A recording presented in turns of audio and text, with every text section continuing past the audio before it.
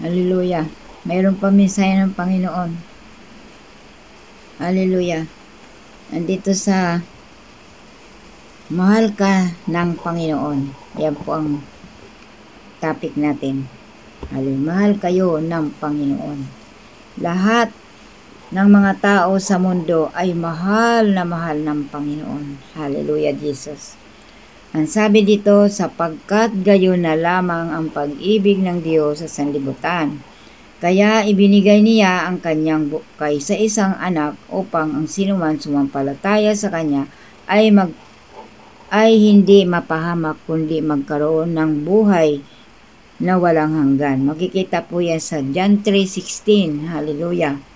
Number 2, si Hesus Kristo lamang ang tanging daan patungong langit.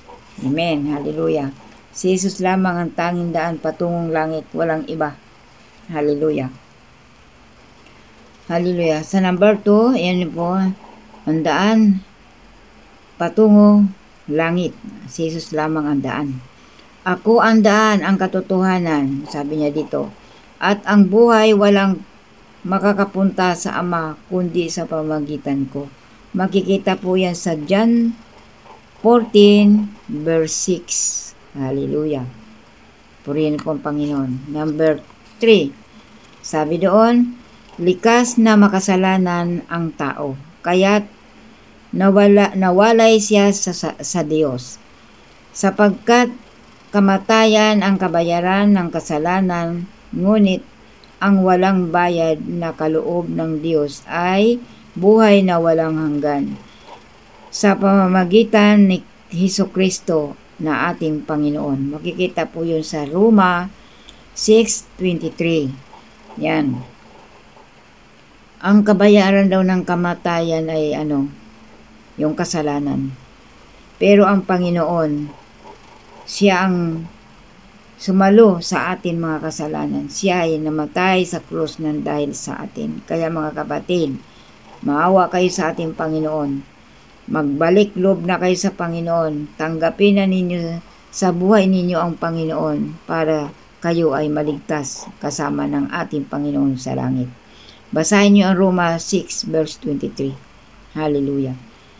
Number 4. Sabi dito ng Panginoon, ilagay ang ating pananampalataya sa Panginoon Hesukristo para tayo'y maligtas. Yan. Ilagay daw na ang pananampalataya natin sa ating Panginoon para tayo ay maligtas. Sabi niya dito, dahil sa kagandahan loob ng Diyos, kayo ay naligtas sa pamamagitan ng pananampalataya. At ito'y kaloob ng Diyos at hindi mula sa inyong sarili,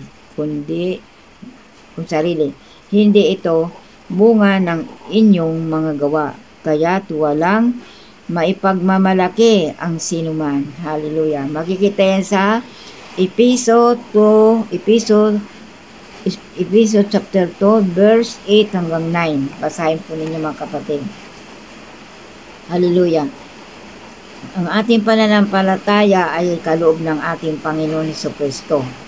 Hallelujah. Wala tayong ipagmamalaki sa ating Panginoon, sa ating kapwa, kundi ang Panginoon lamang ang nagbigay sa atin ng tunay na kaligtasan. At tayo ay kasama niya, maliligtas tayo, at wala na tayo kasalanan, pag tinanggap natin ang ating Panginoon sa ating buhay. Sinalo tayo ng Panginoon sa ating mga kasalanan, mga kapatid. Hallelujah. Purihin po ang Panginoon. Hallelujah. Maiksi lamang po ito. Mamisay ng Panginoon. Tanggapin na ninyo ang Panginoon sa inyong buhay. Hallelujah. Magbasa kayo ng Biblia para marami kayong matutunan sa salita ng Diyos sa Biblia.